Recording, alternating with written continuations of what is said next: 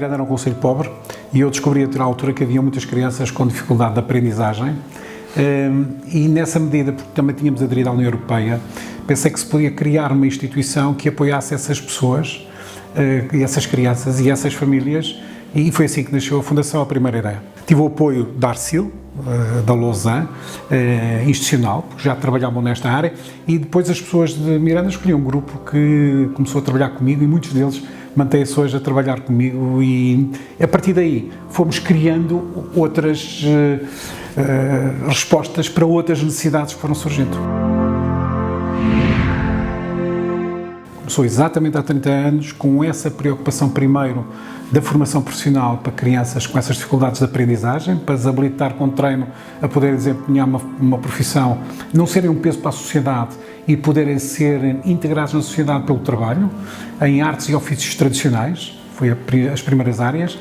e a partir daí pensámos em idosos, depois em doentes mentais, depois em crianças, em jovens, foram-se seguindo as várias valências.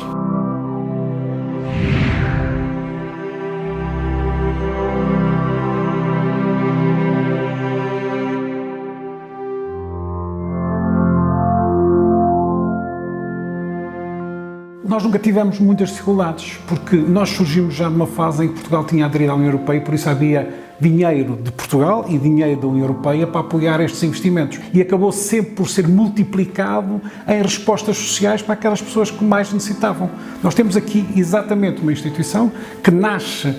desses recursos da União Europeia disponibilizou para Portugal e que nos permitiu ir desenvolvendo um projeto de acordo com aquilo que eram as necessidades e aquilo que nós sentíamos que eram as preocupações das pessoas mais necessitadas e mais carenciadas.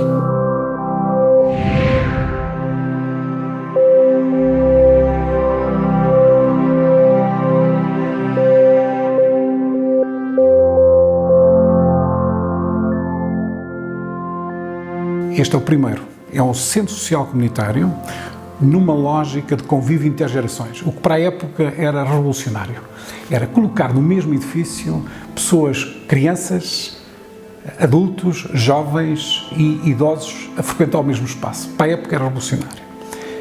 Outra lógica que nós tivemos neste edifício, e que também foi revolucionário, foi a integração das pessoas e a inclusão das pessoas especiais. Isto é, em vez de nós criarmos uma instituição só para deficientes ou só para doentes mentais, nós encarámos desde o início que os deficientes e os doentes mentais deviam conviver com todo o resto da sociedade e com as restantes pessoas neste centro social comunitário, partilhando as respostas com os outros e transformando-os a eles em trabalhadores que contribuíam para o desenvolvimento da própria organização. Isto é, eles não são, nunca foram um peso para a instituição, são sempre agentes de desenvolvimento e motores de desenvolvimento da própria instituição.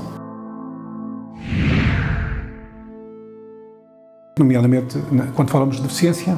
pessoas com doença mental ou as pessoas que estão normalmente excluídas do mercado normal de trabalho, porque há pessoas que estão excluídas do mercado normal de trabalho e não são deficientes nem doentes mentais, por problemas familiares, comportamentais, de educação, acabam por não ter o treino que lhes facilite ou os conhecimentos que lhes facilite a inclusão. E nós tentamos sempre que o nosso emprego e o nosso crescimento, para além de responder a necessidades específicas de determinadas populações, sejam também uma oportunidade de empregar estas pessoas para que sejam elas